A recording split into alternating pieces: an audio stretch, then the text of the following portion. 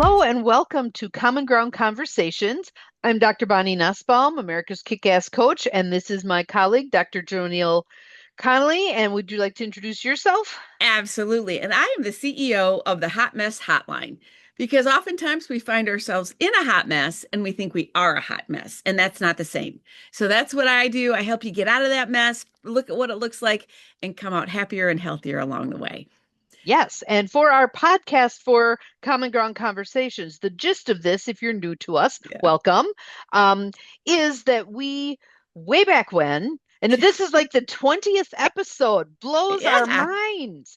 Um, this, we had a conversation about you believe some things, I believe some things. Mhm. How can we find common ground? Yeah. We like each other, we're friends. Yes. How can we find common ground even though we have some beliefs that are pretty diametrically opposed? Mhm. So we've been working on this, and the podcast has morphed in amazing ways. Mhm. And so now what we're doing is we're taking on topics that are ripe for where we're at as humanity. Mhm. And today's topic is actually going to be on grief. Absolutely. And I was sharing with Bonnie, I had a gal called me, a friend that I've known for a long time, and her son had committed suicide 3 years ago. And she said, eat the first year, not so bad, not so bad. Year three, she's just pounded with Hmm. this experience. And so we've been talking almost daily for the last week because it was the anniversary last week. Hmm. And so we were having the conversations about the neurology of grief, and everybody thinks, oh, there's a set timeline, and there's a Yeah. Aren't you over that yet? yeah, you these are the steps you do, and then you're a-okay. Yeah. You've And had a healing, you're fixed. and the conversation that we also had is that grief is not just about the loss of a loved one. It is a loss Of of any of kind. any kind, of Any kind. identity, of time, of place. And I also often think about people who tell a woman to heal after a miscarriage. Oh, it wasn't really a baby. Well, that woman is grieving the first birthday party, the first Right. What tooth might that have been. might have been. Yeah. And so I it's interesting about I want to say maybe 2 years ago. I attended a workshop for hospice people, and there was a gal who became the neurobiologist of grief, and she has an amazing book. And she talked about the fact that, and most of us recognize that our brain is almost like one of those records that you had the needle. Some of you don't Yeah. even know what Stuck in that the is. groove. Stuck Yeah, in the groove. stuck in the Yeah. groove, and that things we have grooves in our brain in our neurobiology, and grief is one of those ones that it can jump into that groove with you might have a smell, you might have a sound, Song. a song, an anniversary. And so as it ties to common ground conversation is we've talked about some of our family relationships, and some some make it, some don't. Hmm. And grieving what that might have been, Hmm. and how we can understand, the hot mess you get into when you're in grief. But it's not that you're weak, it's not that No, you're no. ill, it's that there's rationale behind it. But I'm gonna Yes. Let me share a story and then it'll make a point I want to make, which is when I was present with my grandmother. She was talking to a friend of hers. They had been at a funeral the day before. A woman's husband had died. And my Mhm. grandmother said with great admiration, she didn't shed a Ah, tear. ah, And ah. I was a kid at that point, I don't know, Yeah. 9, 10 years old. And I thought to myself, how is this a good thing? Yeah. How is this a good thing? Because in our grief, in allowing ourselves to feel our grief, we move things through. We come to, I'm just going to say resolution. It doesn't mean we don't continue to grieve, but we move past this acute phase of pain. And your friend who's talking about being numb for 3 years and then whammo, Hmm. that's the result of us doing shitty job with grief. Amen. Full stop. Full stop. And I guess the question we ask is, I think we learn our grief responses from Yes. oftentimes from our family of origin, from our Yes. culture. I think different cultures grieve differently. You can even hire professional grievers in some culture who Yeah. come and wail at the funeral. Yeah. Yeah. And speaking of funerals, I think our culture, it seems like in our area, there's not in my when I grew up, it was the 3-day wake. That's it. And then it was done. Now with cremation and the length of time things get postponed for months and Or I get all and years. I get all that.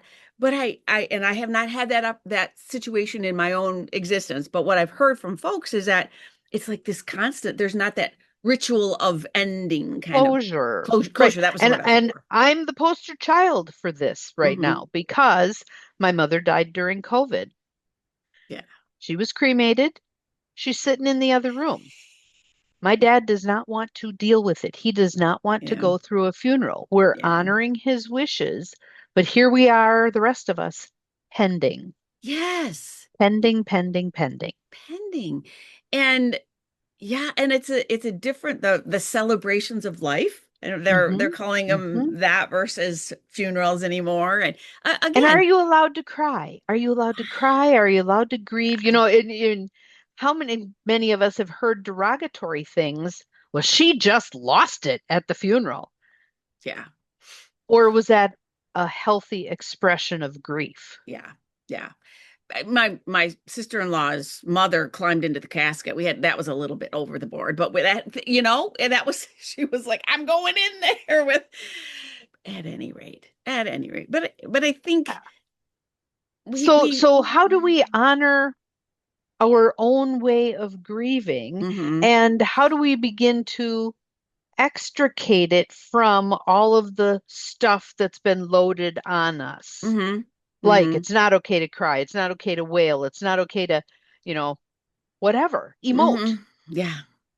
And I Yeah. want to throw another little piece in here that I Yeah. think is going to maybe take us into some future common ground conversations, which is a book I just finished, um, was talking about it's through the emotions that we are going to up Oh, level ourselves. okay. It is the emotions are the portal through Wow. which we are going to get to 4D, 5D, and beyond. We're leaving behind the 3D world. hmm We've learned what we can learn from it. It's limited. It's time hmm to up level, and it's through the emotions we're going to get there.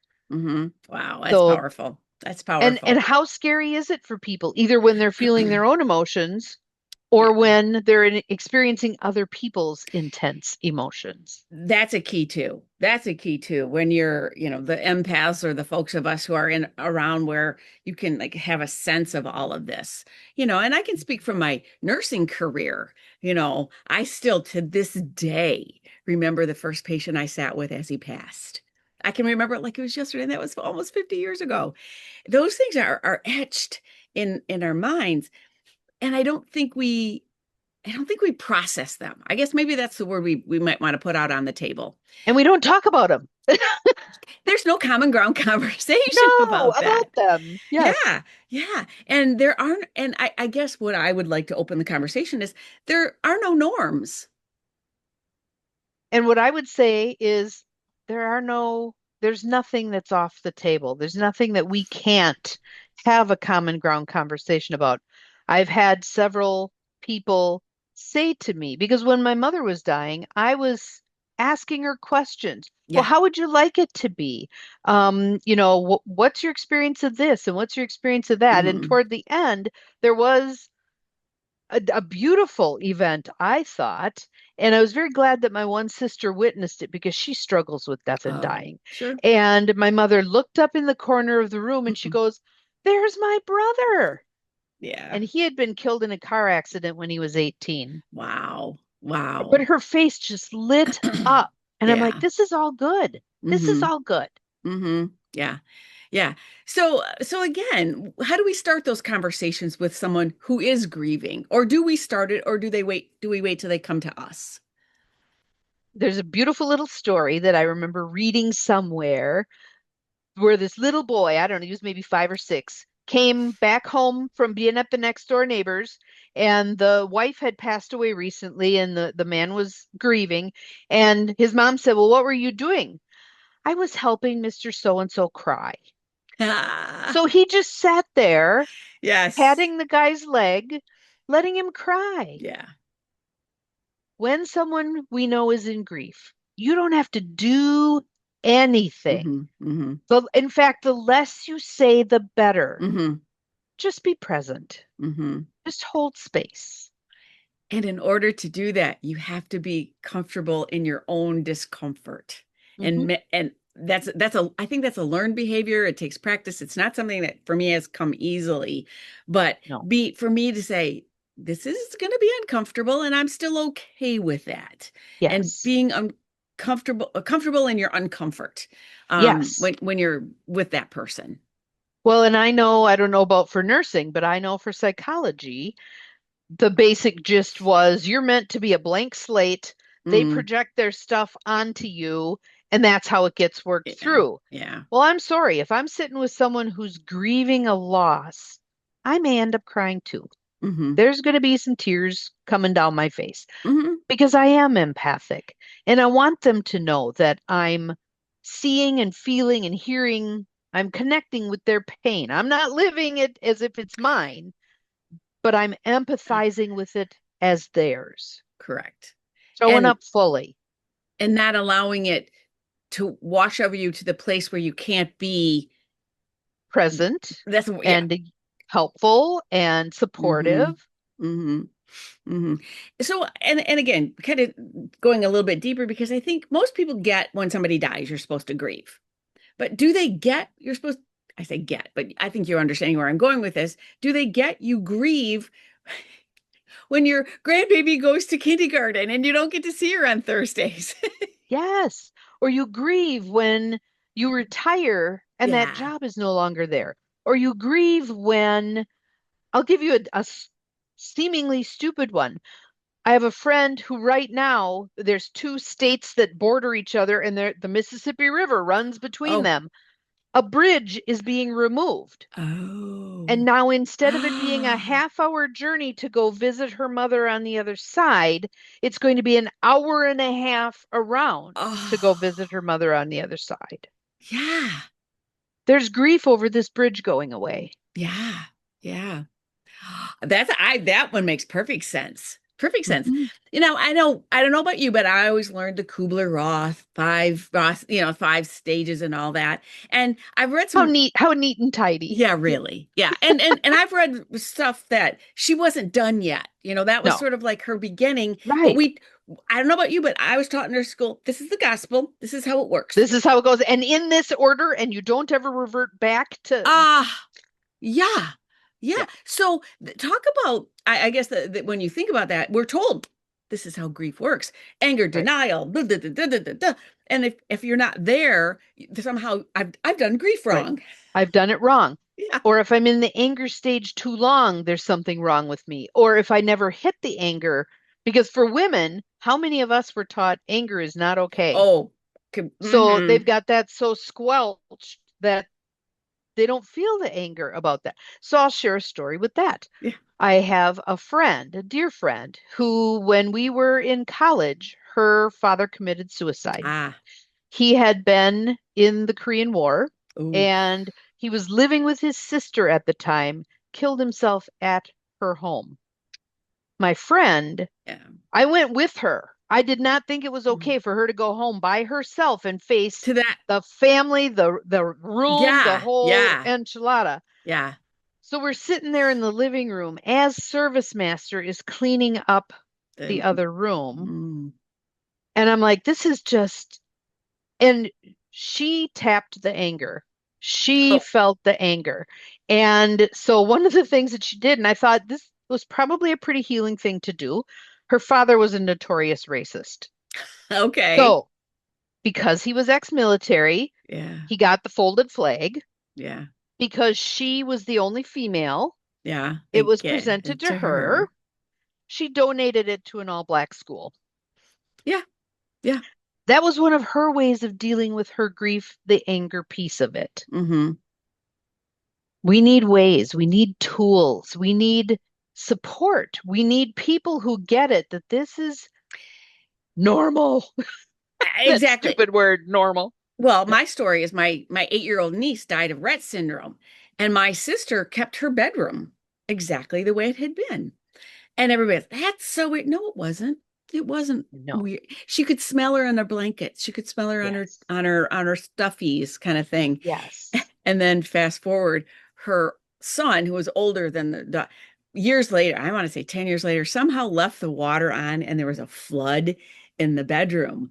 And it kind of wiped out the opportunity to have that. So she had to, And that was a gift yes, it was in at the divine time she right didn't timing think and so. divine right Yes. order. I'm sure she did not. Yeah, Yes. yeah. Well, and so I was just hearing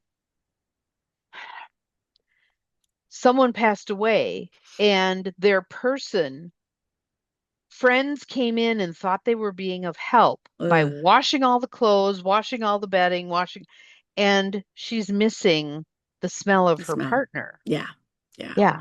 Yeah, and you hear of widows sleeping with a shirt of Yes. their loved one, and And yeah. our olfactory sense is Oh, a very deep rooted sense. It was yeah. one of the first that came online when we Hmm. developed. Yeah, yeah. It's so go with the smell stuff. You Hmm. know, if you're thinking, okay, I'm frozen in my grief. I'm frozen. I can't move forward. Make kindly and lovingly, maybe expose yourself to some of the things smell wise. Mm, good one. If Good your head. if your Yeah. person used a particular aftershave, maybe Hmm. you take out the bottle and smell that. Hmm. Um, if there was a certain food that your person liked, maybe you make that food, and as you're eating it and smelling it, the grief can begin to roll. Yeah, yeah. Yeah. You So want to get it unstuck and moving. yeah, and I think as we kind of get to our tips and tricks, I want people to just sit for a minute about loss and grief. And loss not necessarily equated to a human being. Now that again, I'm not Right. saying that don't, but I lost an organization that I loved. We've had that conversation. Mm-hmm. You know, Mm-hmm. I lost a breast. This one Mm-hmm. isn't real, but all the things, those things that we Pet don't even loss. Pet loss pet. is Oh, for that sure. is so devastating to most people. And those who are around who it's not affecting are kind of like, well, she didn't grieve that much for her husband when he died. Yeah, But the dog dies and she's, psychotic with grief. right. But our pets are entities that have accepted us Yep. exactly as we are. They've seen the good, the bad, and the ugly. Hmm. Yeah. Yeah. Yeah. Divorce. That's another one. You Hmm. know, your kid getting married, Yep. when they're changing they're attached to a new person, not me anymore, Yep. kind of a Not thing. being able to have children. Oh gosh, It yes. it decimates this whole plan that someone had for how their life is going to be. Yeah. Yeah. And I mean, we're just scratching the surface. There's a lot of other examples that, Injuries, yes. injuries, and you can no longer play a sport you love. Yep. There's so many. I mean, being a human being means there's going to be loss. Hmm. Hmm. It's part of the definition. Yeah. Go ahead. You, I think we would like to invite you into a yeah. conversation about this. Yes. Can we not only talk about this, can we feel into it? Can we allow it? Can we stop denigrating people who feel deeply Hmm. about things? And I'm going to stop for a minute on feeling because I think sometimes people who are grieving are afraid to like let it open because they think it'll never stop. Yeah. This friend I was talking to the other day, I said, envision a balloon, and you let the air out a little bit and it squeaks and that. And I said, and if it starts coming out too fast, close up the balloon. You close it Mhm. back up a little bit. But Mhm. people are afraid if I start crying, I'll never stop. If I start Yes. hurting, I'll never stop. Or if I get angry, I'm going to destroy everything. Yeah. Yeah. And yes, and if you are too afraid to do it by yourself, there are grief counselors. Yes. We're Yeah. coaches. Hmm. We can help with this stuff. Yep. Find the support you need. Hmm. And don't always expect that that's going to come from your family because they don't know how to do it either typically. That's a really good point. That's a really good point. Or our best friends or the people closest Mhm. to us. Because those people, I correct me if I'm wrong, but they don't want to see us hurt. They want No, us to get back to our happy, bubbly, all the things. right. Let And, me distract you because it's so hard to see you hurting. that, yes, yes. So having an understanding of the concepts of grief and loss, first of all, putting it on a table, saying this happens to there's not a person alive that has not experienced some kind of loss. And I guess Right. the conversation we're hoping to open is there are ways to get through it. I get Bob's little help from a friend. There are ways Yes. I Yes. guess I'm going to use the word navigate to navigate Yes. that. That's a good word. Mhm. And and also keep in mind being willing to go there, Yeah. being willing to feel the feels, as my Yeah. friend Diane would say, Hmm. puts you on the path for much greater things. Yeah. I'll share just a little piece there. I had someone who was heavily traumatized as a child and did not want to deal with any of it. After a particularly grueling session where she dealt with something that popped up Oh, unbidden that she yeah. couldn't stuff down anymore, one of the pieces that came along with that was a really beautiful memory of lemon sherbet. And she said, so there was a gift in this because when she shoved away the crappy memory, it also shoved away a lot of the good. Oh, wow. And you Yeah. can find that, you know, if you're not willing to feel your lowest of lows, Hmm. you've probably unwittingly cut off your highest of highs. Wow. So, what do we want to leave our folks with, Bonnie? You got bringing it all kind of full circle? Yeah. I'm going to start on the macro level. This is what we are all being called to Hmm. right now. Our world feels very chaotic, and this is our opportunity to really tap into what we're feeling about things. Some of you may be grieving the loss of how things used to be, Good point. Great point. and let yourself grieve that. Let yourself feel the feels about that. Journal about that. Hmm. Take a nature walk about that. Just be with it rather than shoving it away, rather than going la la la la la, because in the long run that doesn't serve you Hmm. or the rest of us. Yeah. But then bringing it down to your individual level, know that grief Hmm. is just a part of the human condition. Know that how you grieve is just as valid as how anybody else Right. grieves. If you're a screamer, then you scream. Hmm. And know that there are people like JoNeil and I who will Hmm. hold big space Yeah. for you to do what you need to do with your grief. Hmm. Yeah. How about you? What do you want to tell them? The fact that it's not just the loss of a person, that it's so much more than we've allowed ourselves to admit. And Mhm. that it permeates a lot of different things.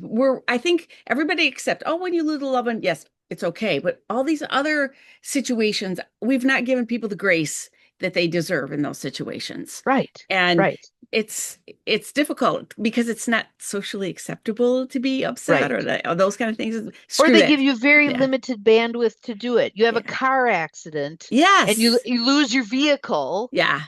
Yeah. They may be like, "Well, you got a new vehicle. Aren't you over that Yeah. yet?" Yeah. No, No, no. you might not be. Yeah. Screw that shit. That's what I have to say about that. How do you really feel? Yeah, I just told you.